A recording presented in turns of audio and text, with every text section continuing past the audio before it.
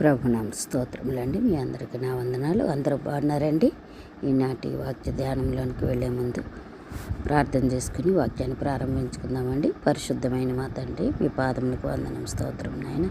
ఉదయకాలం వేకువనే మీ పాదాల చెంత చేరి మేము స్తుతించి ఆరాధించే కృపను అనుగ్రహించినందుకు వందనాలు నాయన. మా జీవితంలో మరొక నూతన దినాన్ని అనుగ్రహించినందుకు వందనాలు చెల్లిస్తున్నాను. ఈ దినాన్ని మాకు ఆశీర్వాదకరంగా చేయమని నాయన, మీ వాక్యం ద్వారా మాతో మాట్లాడి మమ్మల్ని బలపరిచి ధైర్యపరచమని మీకే వందనాలు చెల్లిస్తూ యేసుక్రీస్తు పరిశుద్ధ నామమున ప్రార్థించి ప్రారంభించుకుంటున్నాము మా తండ్రి, ఆమేన్.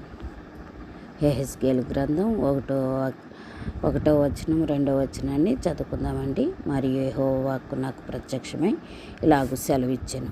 నరపుత్రుడా, ప్రకటింపుము, ఇశ్రాయేలు దేశమునకు అంతం వచ్చి ఉన్నది, నలుదిక్కుల దేశమునకు అంతం వచ్చే ఉన్నదని ప్రభువు యెహోవా సెలవిచ్చుచున్నాడు. ఇప్పుడు నీకు అంతము వచ్చే ఉన్నది. ఈ వాక్య భాగంలో మనం చూసినట్లయితే ఈ వాక్య భాగాన్ని దేవుడు మనతో మాట్లాడుతూ ఉన్నాడు. ఏమిటి అని మనం చూసినప్పుడు, యెహోవా వాక్యము మరలా నాకు వచ్చి ఇలాగ చెప్పినని వ్రాయబడటం చూస్తున్నాం. ఈ యొక్క వచనం యొక్క వివరణ మనం చూసినట్లయితే దేవుడు తన ప్రవక్తలతో మాట్లాడతాడని మనము నమ్ముతూ ఉన్నాం. ఈ వచనం ద్వారా మనం తెలుసుకునేది ఏమిటంటే, దేవుడు తన ప్రజలకు సందేశాన్ని ఇవ్వటానికి ప్రవక్తలను ఉపయోగిస్తారని. యెహెజ్కేలు దేవుని ప్రవక్త అని దేవుడు తన మాటను యెహెజ్కేలు ద్వారా ఇశ్రాయేలు ప్రజలకు తెలియజేస్తున్నారని ఈ వాక్యం ద్వారా మనం నేర్చుకుంటున్నాం. దేవుని వాక్యం హెచ్చరికనిస్తుంది. ముందుగానే హెచ్చరించి ఇశ్రాయేలీయుల ప్రజలపై రాబోతున్న తీర్పును ముందుగానే ప్రకటించి హెచ్చరిక చేస్తున్నట్లుగా ఈ వాక్య భాగంలో మనం చూస్తున్నాం.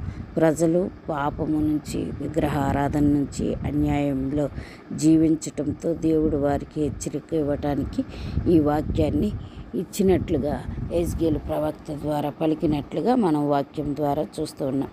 దేవుని వాక్యం ముందుగా వస్తుంది, తర్వాత తీర్పు వస్తుందని ఈ యొక్క వచనం ద్వారా మనం తెలుసుకుంటూ ఉన్నాం. దేవుడు వెంటనే శిక్షించడు, ముందుగా తన ప్రవక్త ద్వారా తన వాక్యం ద్వారా హెచ్చరిస్తారని, ప్రజలు మారాలని దేవుడు కోరుతూ ఉన్నారు. అందుకే యెహెజ్కేలు వంటి ప్రవక్తల ద్వారా సందేశాన్ని ఇచ్చి ప్రజలు దేవుని వైపు తిరగాలని దేవుడు ఆశిస్తున్నట్లుగా మనం చూస్తున్నాం. దేవుడు ఈరోజు కూడా తన వాక్యమైన బైబిల్ ద్వారా మనతో మాట్లాడుతూ మనము దేవుని వైపు చూడాలని, దేవుని మాటకు లోబడాలని, దేవుని యొక్క వాక్కుని అనుసరించాలని మాట్లాడుతున్నట్లుగా మనం చూస్తున్నాం. దేవుని వాక్యం వినినప్పుడు మన జీవితాన్ని పరిశీలించుకొని మార్పు అనేది రావాలని, వాక్యం ద్వారా మనం మార్చబడాలని దేవుని ఉద్దేశం.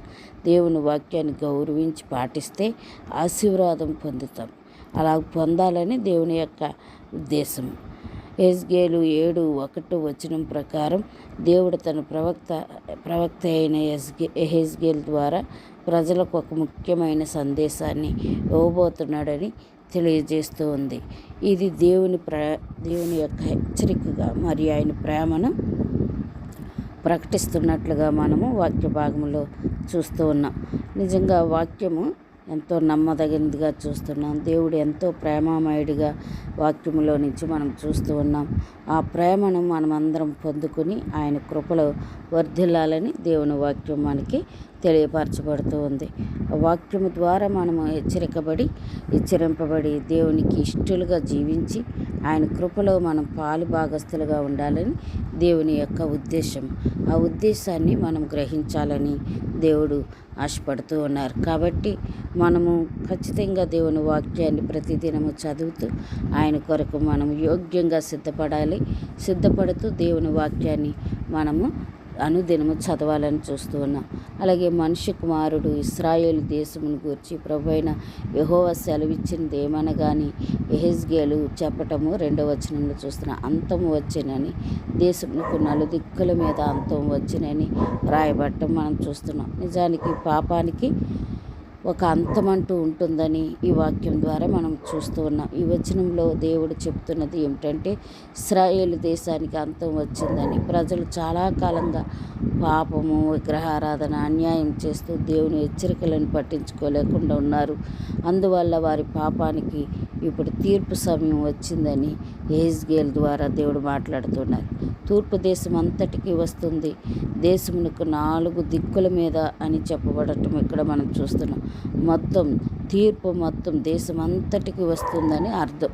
ఒక పక్కన వచ్చి ఒక పక్కన రాదని కాదు, కానీ 4 పక్కల అనగా ఆ దేశము అంతటి మీదకి ఆ యొక్క తీర్పు అనేది వస్తుందని అర్థం. అంటే కొంతమందికే కాదు, దేశమంతా పాపంతో నిండిపోయింది కనుక, పాపంలో పడిపోయింది కనుక, కాబట్టి అందరూ దాని ఫలితాన్ని అనుభవించవలసిందని ఇక్కడ యెహెజ్కేలు ద్వారా హెచ్చరిస్తున్నట్లు చూస్తున్నాం. దేవుని సహనం ఎప్పటికీ మరి ఉండదు, కానీ దేవుడు ఎంతో కాలం సహనంతో ఉండి ప్రజలకు మారే అవకాశాలు ఇచ్చినప్పటికీ కూడా వారు మారలేదు కనుక, అందుకే దేవుడు ఇప్పుడు తీర్పు తప్పదని ప్రకటిస్తున్నట్లుగా ఇక్కడ వాక్య భాగంలో మనం చూస్తున్నాం.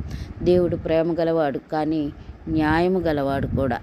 అదే సమయంలో ఆయన ప్రేమ గలవాడు, న్యాయాన్ని జరిగించేవాడు.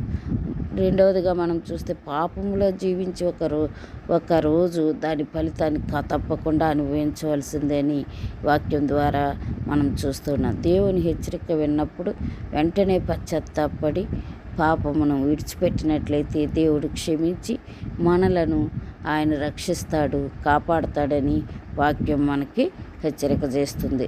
నిజంగా యెహెజ్కేలు 7:2లో దేవుడు ఇశ్రాయేలు దేశానికి తీర్పు సమయం వచ్చిందని ప్రకటిస్తున్నాడు. ఇది పాపం చివరకు తీర్పుకు తీసుకువస్తుందని ఈ వచనం ద్వారా మనకి తెలియజేస్తూ ఉన్నారు.